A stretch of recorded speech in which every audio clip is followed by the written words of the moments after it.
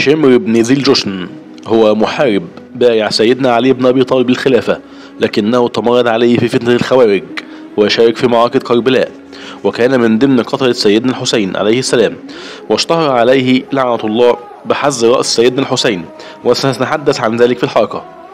ولد شمر في العراق، بالتحديد في الكوفة، وكان اسمه شبر بن شرحبيل ابن الأعور. وشمر كلمة عبرية أصلها شامر بمعنى الحرس، ولقبه كان بأبو الصابغة، وهو من قبيلة هوازن في الكوفة وأحد رؤسائها، وهي من فخذ عامر ابن صعصعة ومن عائلة ضباب ابن كلاب. لذلك فشمر ينسب إلى العامري أو الضبابي أو الكلابي. ولم تذكر المصادر تاريخ ولادته ولا أمه، إلا أن سيدنا الحسين خاطبه بابن رعاية المعزي في معركة كربلاء. وقد دخل أبوه الإسلام بعد فتح مكة، ومعنى ذي الجشن أي الدرع. وكان شمر قائد عسكري شارك في كثير من المعارك مع المسلمين، وكان مؤيدا لمبايعة الإمام علي بن أبي طالب، وشارك معه في معركة صفين عام 37 هجريا التي حاست بين علي بن أبي طالب ومعاوية بن أبي سفيان، وسببها أن معاوية وأهل الشام امتنعوا عن مبايعة علي بن أبي طالب حتى يقتصوا من قتلة عثمان بن عفان، لأن معاوية اعتبر أنه لا يوجد جدية من سيدنا علي لمعاقبة قتلة عثمان بن عفان. وقد انتهت هذه المعركة بالتحكيم بين الفريقين في شهر رمضان من نفس العام، لكن شمر سريعا ما انقلب على الإمام علي بن أبي طالب، حتى أنه شهد زورا ضد حجر بن عدي الكندي أحد أصحاب الإمام علي، وارتد عن الإسلام وأخذ يثير الفتن في الكوفة. فبعد وفاة سيدنا علي بن أبي طالب انتشرت الفتن وانقسم المسلمون بين مؤيدي خلافة الحسن بن علي ومؤيدي خلافة معاوية بن أبي سفيان.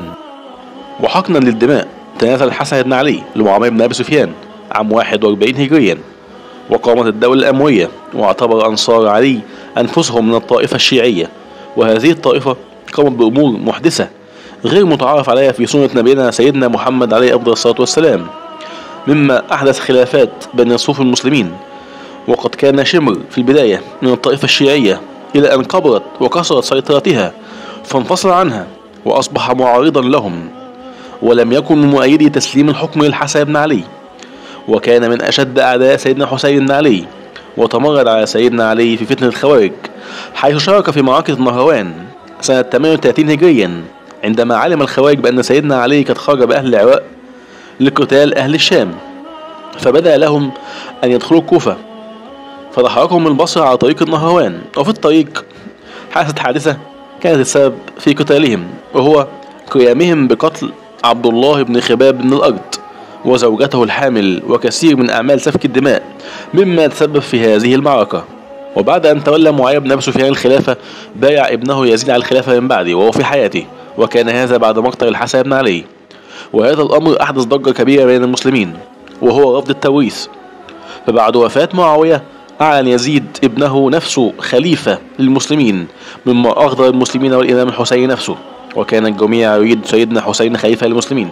فبعثوا له برسالة من الكوفة، فبعث لهم الحسين ابن عمه مسلم ابن عقيل لكي يتفقد الأمر هناك. وعندما وصل مسلم ابن عقيل اجتمع المسلمين على أن يبايعوا الحسين ويحموه من أهل العراق، وأخذ منهم مسلم تأييدا على هذا الكلام.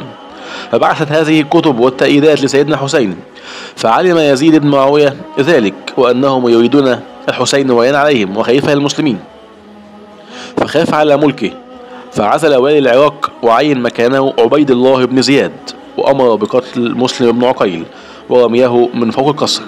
وعندما علم الحسين بذلك خرج من الحجاز ومعه أهله وأسرته متوجها إلى العراق، فأدرك والي مكة عمرو بن سعيد بن العاص خطوط الموقف، فأرسل وفدا الحسين وعلى رأسه أخوه يحيى بن العاص، فحاولوا إقناعه بأن لا يتوجه إلى العراق، وقالوا له تخرج عن جماعة المسلمين وتفرق بين هذه الأمة.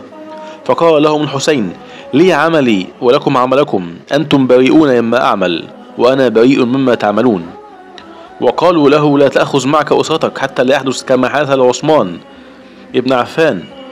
فكتب عمرو بن سعيد بن العاص إلى عبيد الله بن زياد أن يكون حذرا في التعامل مع سيدنا حسين، وفي مثلها تعتق أو تسترق كالعبيد. وكتب له مروان بن الحكم أن الحسين متوجها إليك، فهو ابن بنت رسول الله فاطمة، ولا أحد أحب إلينا من الحسين، ولقد حذروا الحسين كثيرا لكنه أصر على التحرك، وقال لهم: لم أخرج ظالما ولا فاسدا، وإنما لأصلح أمر أمتي التي تركها لنا جدي سيدنا محمد عليه أفضل الصلاة والسلام. وحينما علم يزيد بن معاوية بخروج الحسين فحذر عبيد الله بن زياد وقال له: إما تعتق أو تصبح عبيد. فتخلى البعض عن بيعة الحسين خوفا أن يقتلهم عبيد الله بن زياد بعد أن قتل مسلم بن عقيل، فقال لهم: من أراد الرجوع فليرجع، فحذروه ولكنه تحرك ووصل إلى هناك. وبدأت معركة كربلاء 61 هجريا 10 رمضان يوم عاشوراء.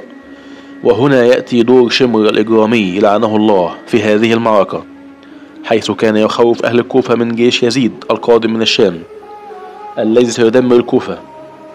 وكان شمر من ضمن جيش عبيد الله بن زياد، وكانت القوتان ليست متكافئتان، حيث كان جيش سيدنا الحسين 73 مقاتل مقابل 30,000 مقاتل جيش الأمويين بقيادة عبيد الله بن زياد وعمر بن سعد. وكان عمر بن سعد كارها لقتال الحسين، لكن شمر كان يشجعه على قتال الحسين. وكتب شمر لعبيد الله بن زياد يخبره بتراجع عمر بن سعد عن القتال، فبعث عبيد الله بن زياد برسالة تهديد بقتله وقتل أسرته. فأمر عمر بن سعد شمر بالتوجه لمعسكر الإمام سيدنا الحسين، ثم وقف شمر بالقرب من المعسكر ونادى على العباس بن علي وأخوته وهؤلاء أبناء الحسين، وأراد أن يعطيهم الأمان وألا يقتلوا أنفسهم مع سيدنا الحسين، لأن أمهم من بني كلاب وهذه القبيلة تابعة لقبيلة شمر، لكنهم رفضوا. فتقدم شمر لعنه الله على رأس جيش عمر بن سعد، وأخذ يقتل كثيرا من أصحاب الإمام الحسين حتى وصل إلى خيام سيدنا الحسين، فصاح وقال: ائتوني بالنار لأحرق هذه الخيمة بأهلها. وحين سقط الإمام الحسين ولا يزال على قيد الحياة، هجم شمر وجماعته على مخيم الإمام الحسين، فقال لهم الحسين: قاتلوني أنا ولا دخل النساء ما دمت على قيد الحياة. فتوجهوا نحو سيدنا الحسين، وبعد أن سقط سيدنا الحسين على أرض المعركة وكان يلوح بالسيف ليضرب الأعداء يمينا ويسارا، فنادى شمر بالجيش أن يهجموا عليه، فهجموا عليه لعنهم الله جميعا أكثر من شخص، وهؤلاء هم من اشتركوا في قتال سيدنا الحسين، فضربوا بسيوفهم ورماحهم. فتقدم لعنه الله شمر وحز رأس الشريف الحسين بن علي وقدمها إلى يزيد بن معاوية عليهم لعنة الله جميعا. ولكن شمر هذا الملعون كانت نهايته على يد المختار الثقفي الذي اقتص منه عندما وقف في وجه ثورته عام 66 هجريا، وأرسل شمر لمصعب ابن الزبير أنه جاهز لقتال المختار، لكن جنود المختار قتلوه وحزوا رأسه وقدموها للمختار. وبهذا تكون القصة قد نهت، وإلى اللقاء في حلقة جديدة.